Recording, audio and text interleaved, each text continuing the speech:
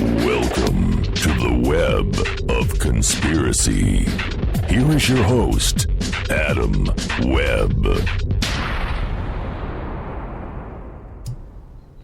Hello, and welcome to another exciting edition of the Web of Conspiracy. I am your host, Adam Webb. It is great to be back with you again this week.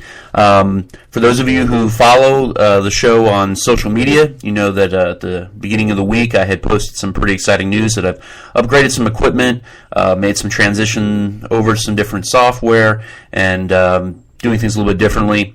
I believe that it's going to make a tremendous difference in the sound quality of the podcast. So let me know. I'd love to get some feedback. Let me know what you think. Let me know how it sounds. From my end, I've done some test recordings. To me, that seems like there's a significant improvement. But I would love and welcome your feedback and let me know what you think. I once again, small operation I'm running here, doing this on my own, so doing the best I can and little bit of steps here and there. So hopefully this is one of those steps that will pay off and certainly help with the overall quality of the show, certainly in the sound quality of the show. So once again, I just want to welcome everybody back. Thank you for those of you who continue to listen to the show, for those of you who continue to come back, and welcome to all those who are new listeners. I know that I say this a lot at the opening of every show anymore, but it amazes me to see the continual growth of the show. Apparently I'm doing something right, or something well enough at any rate. Nevertheless, it is pretty awesome to see the number of people that are continuing to tune into the show. So I just want to thank everybody for their support and welcome your feedback as well. The whole inspiration for doing this show was for people who want an open forum for these kinds of topics, and I really felt like that I would be able to put something forward that people would be interested in, and I wanted to be able to cover topics that aren't so necessarily always so covered as well, and wanted to kind of bring a different perspective, and I hope I continue to stay true to that, and I hope that I'm at least generating something that people find worth listening to. So once again, thank you for everyone who continues to support the show. A couple little announcements here. It has occurred to me that I really have done an injustice to myself, and that I really haven't made much of an effort to promote the show in a couple of other ways. I know I promote the social media quite a bit, and on the social media I promote links to, of course, Spreaker, who I broadcast through, as well as Stitcher, who a couple months back now distributed through Stitcher Radio. And I've promoted that some, but certainly not as well. But there's a couple other ways you can catch the show. Now, I have talked about the show's website, and that's certainly always a work in progress, and certainly you can listen to the show on the show's website there as well, and certainly through iTunes, which is how I think most people listen to the show, is through downloading the podcast through iTunes. However, there are two other outlets to listening to the show that I don't think I've ever really talked much about. First off, for those of you who are SoundCloud listeners, I do distribute the show through SoundCloud. Now, I don't have a premium account with them, so I only keep a handful of shows on SoundCloud at a time. However, for those of you who do use SoundCloud, the show is available through SoundCloud. The other thing that I really haven't touched a whole lot upon, and I know I get a few listeners through it, is through YouTube. I do have a YouTube channel set up for the show. You can search through it you can search either through The Web of Conspiracy or through Adam Webb. Either way, I believe the channel is under my name, Adam Webb. So by all means, you can search the show and listen to the show there. Now, there's not a whole lot to look at. It's just a blank picture. But for those of you who are avid YouTube listeners and YouTube users, this might be an option that you prefer. So the show is available on YouTube, and I know I've gotten some feedback from some YouTube listeners in recent weeks. So I want to thank those who provide me feedback there, as well as I do get a little bit of feedback through the show's email, webofconspiracy@gmail.com. Of course, that's 2 B's in the web. So let me know what you think about the show. Let me know what you think about the new sound of the show. Let me know if the investment that I put into it has been worthwhile.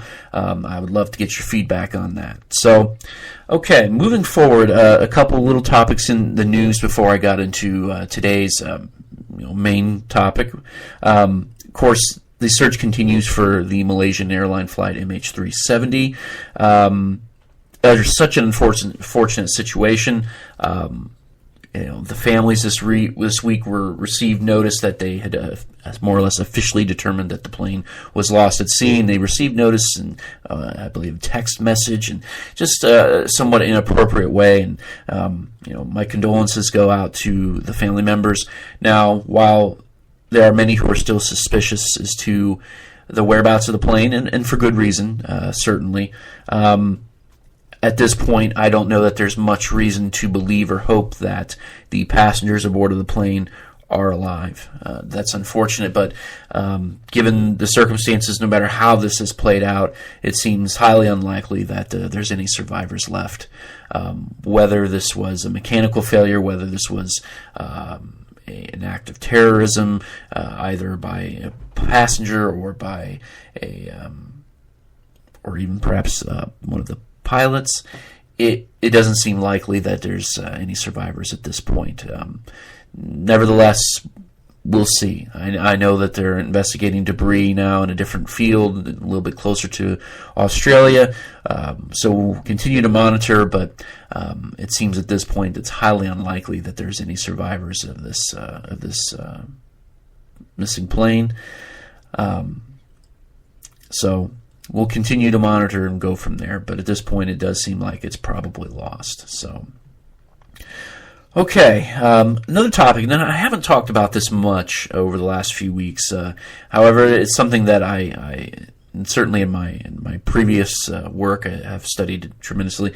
For those of you who've been listening to the show from the beginning know that my background is as a historian.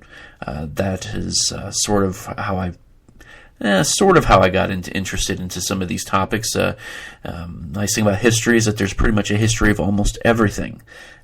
So I think I've always been sort of fascinated by some of these tales in the past, and so my first love has probably always been history, and I studied Russian history for a number of years. So I've been following this situation with Russia and the Crimea now for some time, and of course the UN just a few hours ago officially condemned Russia's annexation of the Crimea, despite the fact that the citizens in the region voted overwhelmingly to leave the Ukraine in favor of joining Russia.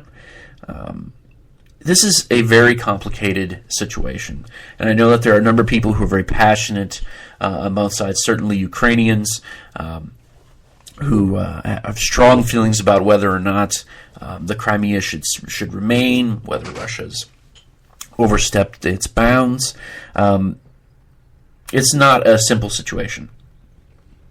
And certainly for those who are scholars of history and know the situation, there was quite a bloody war fought in the region 160 years ago. There has been a significant amount of turmoil in the Crimea throughout history. It has been a fought over piece of land for a number of years. Strategically located, it has been of high value to Russia. Certainly was the case during the Soviet period, but prior to that, Russia attempted to gain the Crimea during a weak period of the Ottoman Empire, and of course, Great Britain and France intervened, concerned over Russia's advances then. Now things are a little different, but nevertheless, we find ourselves looking at a situation where Russia, once again, seeking to gain control, and it appears at this point has control of the Crimea. Now the West is in many ways sort of handcuffed here. I mean, there really isn't. Sanctions are mixed at best. They're not always effective. They're more or less a bit of a slap on the wrist. Truth be told, for a nation of that kind of size, it's and relative economic stance. I mean, Russia's not maybe the wealthiest, however, there is enough wealth there.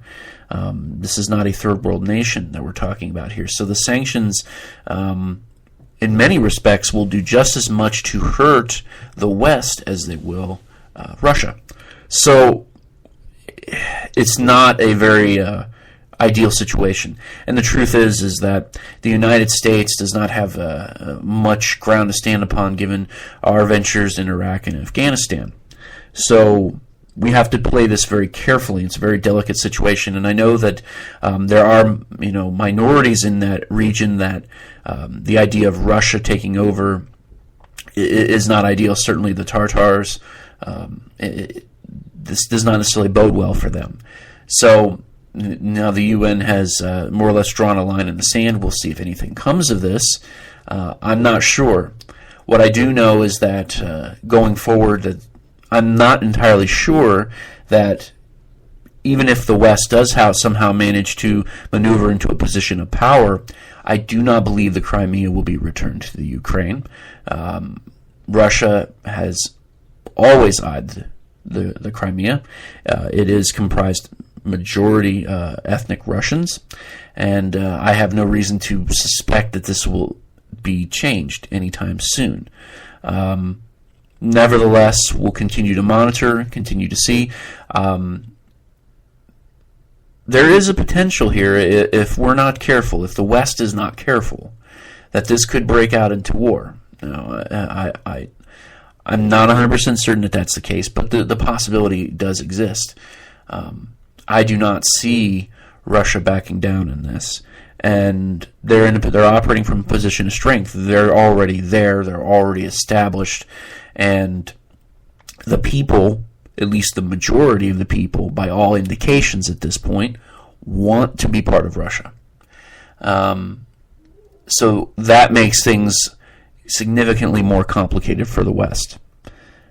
So nevertheless, it's a delicate situation. We'll continue to monitor and see where this goes going forward, but this doesn't necessarily bode extremely well for the West, nevertheless.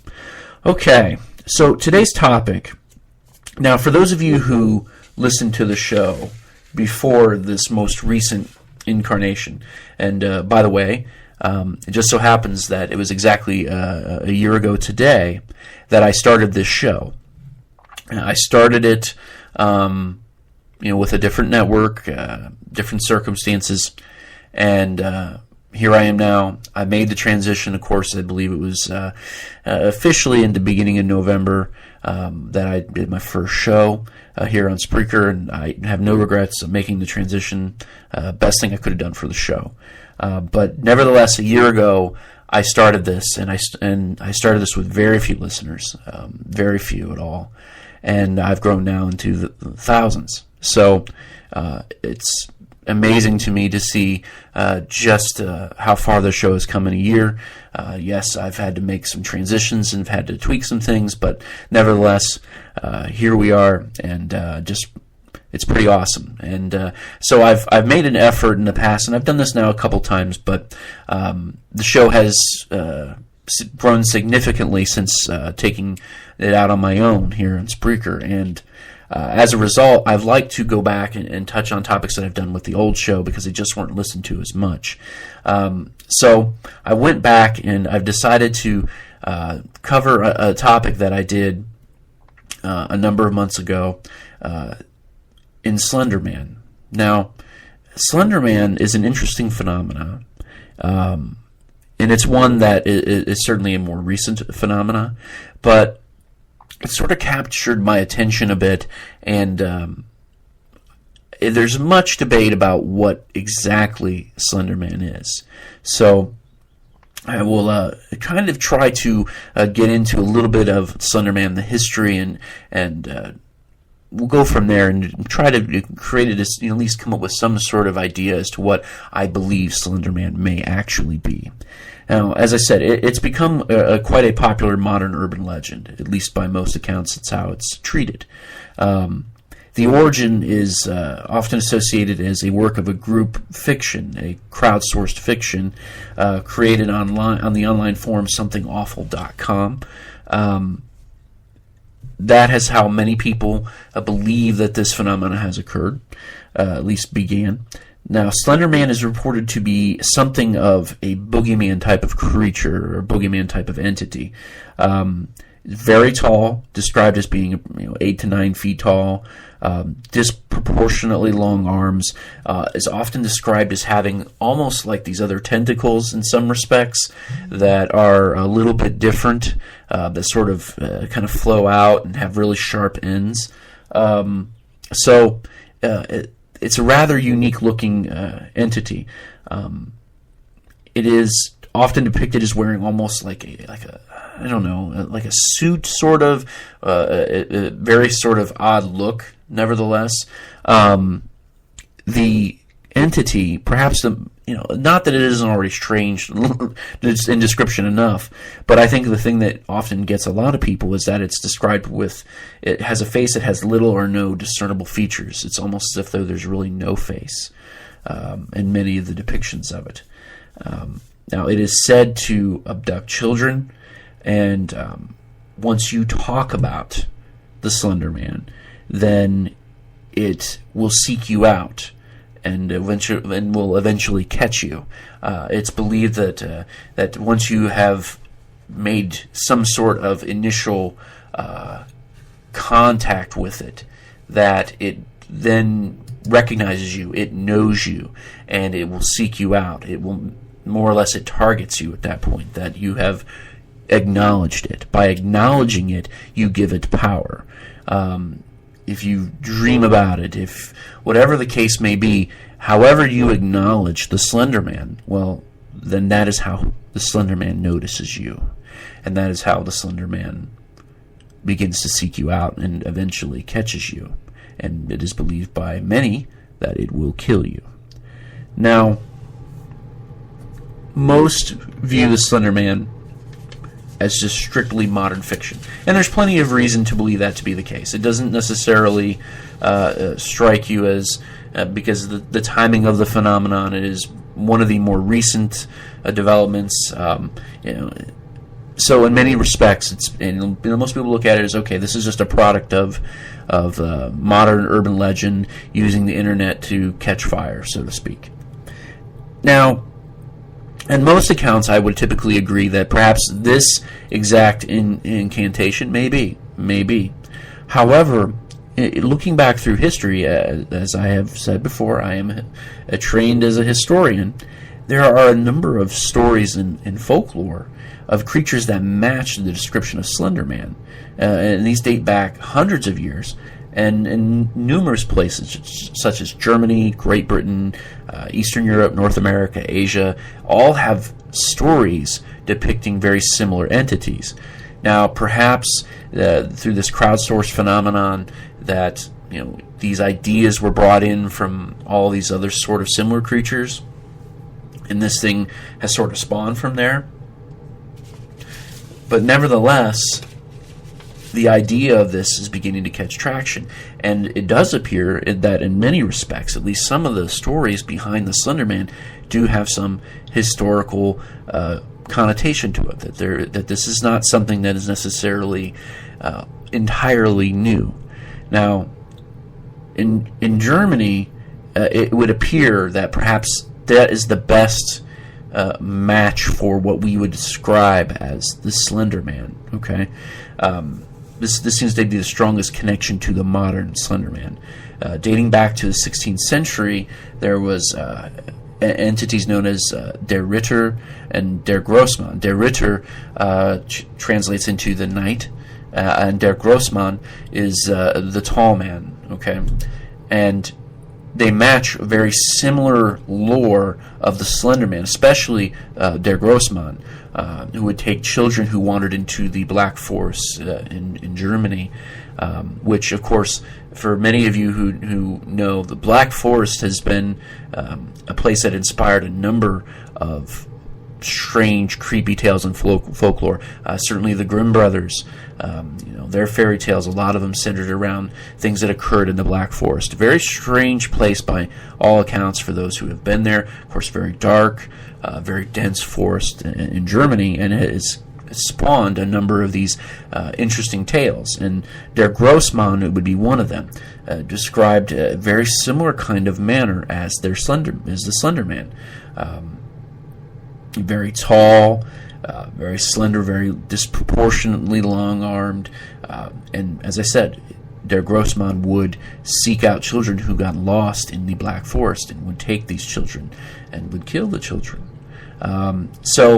Unlike the Slender Man, where the individual more or less accidentally seeks out the Slender Man, in this case, Der Grossmann would find the children that wander into the forest. Now, there's also a fairly similar entity in Britain. There's one known as the Faceless One in Wales, who would also take children that wandered into the forest. Now, there's also another one in Scotland. Now, bear with me because I'm not really sure of the pronunciation, but I believe it's the Fear Dubha. I don't know for sure. It's D-U-B-H. So for those Scots who listen to the show, feel free to correct me. I'm not sure of the pronunciation on that, but it also is a very similar type of story where children that would wander into the forests, these entities would take them, and had very similar types of descriptions as well. So we see, at least in two particular places in Europe, where very similar stories are being told, very similar entities, and they conduct and do very similar things. And the tales, they're numerous, and it would appear that in many respects, while the Slender Man is attributed to this very specific moment in time, to a very specific place, it would seem that the inspiration for the Slender Man is a cross-cultural phenomenon. This is something that has occurred in many places throughout the globe. Of course, as I mentioned, those two particular places seem to be perhaps some of the greatest fits as well. But it nevertheless, these entities, they have this very common theme, right? We have this theme of children being taken. Now, there are some who believe that the Slender Man will do more than just take children, that the Slender Man, if adults acknowledge it, well, then they'll be taken too. However, the phenomenon of all of these type of entities are very focused on children. And there are a number of people who have put out pictures online, and certainly I believe most of them to be photoshopped. There are some who really adamantly claim that this is a true picture of the Slender Man. I am certainly in question of that. Nevertheless, it may be, who knows. But nevertheless, it would appear that, in all of these depictions, that the Slender Man is, of course, taking children, luring children, or catching children, as the case may be. So, I myself received an interesting tale a number of months back now from somebody who claimed to have had an experience with the Slender Man. Now, this individual, he lives in a heavily wooded area, not too very far from where I live. He claimed that he saw the Slender Man last year while walking through part of his property late in the evening. He lived in a very heavily wooded area, and he was walking through there just with a couple of friends. And he claimed to have seen this entity in the woods, as many people have depicted, certainly as it would appear is consistent with the cases in Germany and Britain as well, that these entities appear in wooded areas. Okay, he saw this entity and proceeded to run like hell back to his home, where he shut the door, locked it behind him, and he said that he has since not seen it. Now, it hasn't killed him yet, as far as I know. So, if in fact this actually happened to this individual, then there's at least hope that if you do see Slenderman, that perhaps he will not kill you. But nevertheless, this gentleman was very sincere in his story to me and what he told me. And I had told him that about what I do here with this show, and he felt inclined to, that he actually had someone he could tell the story to, because up to this point he never really felt comfortable enough with telling anybody. So, but his encounter and experience fits very similar to much of the folklore behind these Slenderman type entities. So, what to make of all of this, right? I mean, where do we go with the idea of the Slenderman? Well, is Slenderman just folklore? Well, perhaps. Perhaps the individuals who do claim to see Slenderman are just imagining it. Perhaps they're seeing things. Perhaps they're misinterpreting. Perhaps out in the woods, they're thinking they're seeing something that in fact is just a unique congruence of branches and trees that make this appear as if there's some Slenderman type entity. That remains a possibility. But perhaps, what if perhaps Slenderman is real? What if Slenderman is a real entity that people in the past, people in Germany, Britain, throughout the world, developed folklore, developed these stories, say, look, we've encountered these things. We have to protect our children. We have to keep them out of the area. We have to keep them from being caught by these entities, whatever they may be. So maybe there's some truth in that. Or maybe perhaps these are just stories to keep kids out of the woods, because bad things do lurk in the woods, things that could hurt the children. Maybe they're just cautionary tales. Or maybe there is something more to this. Many people speculate that, Slenderman is actually a demonic type of figure. It is this malevolent entity that feeds on humans. There are others who speculate, as certainly as I have speculated in the past, that perhaps Slenderman is an interdimensional being, right, or an intradimensional being, a being that's, as I've discussed in my string theory episode a few weeks ago now, that a being that can move between dimensions, that has the ability to see us and we don't have the ability to see it, and then only makes itself seen when it needs to or wants to or has to interact with us. So perhaps that could explain some of the bizarre, elusive nature of the Slenderman. However, there is yet another compelling theory about what Slenderman may be, and that has a lot to do with how the idea of the Slenderman came about. Many people speculate that Slenderman is in fact a thought form entity. Now, for those of you who aren't familiar with what a thought form entity is, it's this idea that humans have this ability either through mental capabilities or spiritual capabilities, by concentrating hard enough, by thinking enough about this particular negative energies, or feeling a lot of negative energy, or being very angry or hateful, and being in this state for an extended period of time, can actually manifest entities. This idea is common and is prevalent in a number of regions. Certainly it's very prevalent in Buddhist tradition as well. They describe these thought form entities as tulpas, that by concentrating this energy, it's certainly a lot of negative ideas, negative thinking, negative emotion, and if you do this enough, and you can create these entities.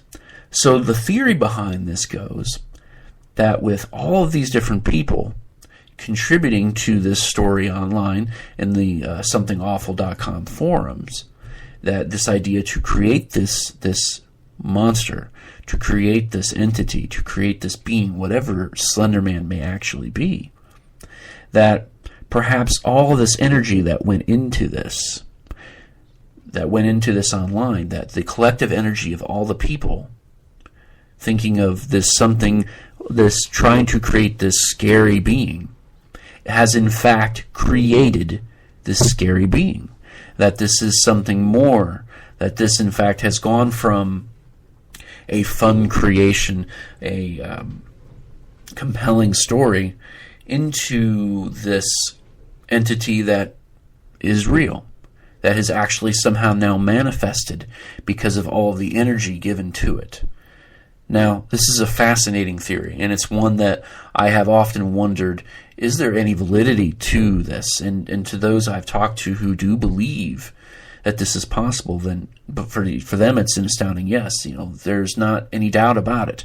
There are many people who believe that when you focus enough negative energy, that you can bring demons upon yourself, that you can attract negative energy to you when you continue to think in a negative way or behave in a negative way, that either you draw it towards you or you can even manifest it.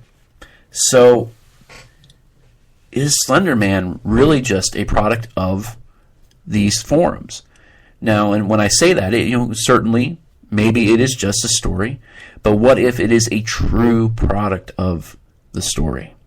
What if people were able to truly give this fictional creation life? It's fascinating, and it's a compelling story, and that's why it has taken off, certainly online. It's taken off in a number of different forums. There's something about Slenderman everywhere anymore, it seems. I know TV shows are doing stuff dedicated to Slenderman and Thoughtform Entities now. It's in a number of different places. So there's something about the idea of the Slenderman that speaks to us. Something about the fear that something can get us no matter what we do. By acknowledging its existence, it knows us. By acknowledging its existence, it becomes real. That is the compelling aspect to the Slenderman, that perhaps we've created this. Or perhaps, maybe, just maybe, as history would show, perhaps we created this many years ago, right? What if this is an entity that was created hundreds of years ago by the collective consciousness of our ancestors and has had life all this time? That certainly remains a possibility too. What if, though, this has in fact been real all along, and by taking these pieces from folklore, we've awakened this being, whatever it may be, or we've given it some sort of power that it didn't have before. Some of the most interesting, compelling, scary figures in movies and literature are those that we, in fact, imbue with power. The Nightmare on Elm Street movies, of course, that were really popular in the 80s and early 90s. This was a character that we, in many ways, empowered because, well, as it goes, he was destroyed by, he was killed by humans, and then recreated in a form in which we could not stop him, and then could access us through our dreams, and we had very little ability to prevent any kind of attack from him, unless we didn't sleep.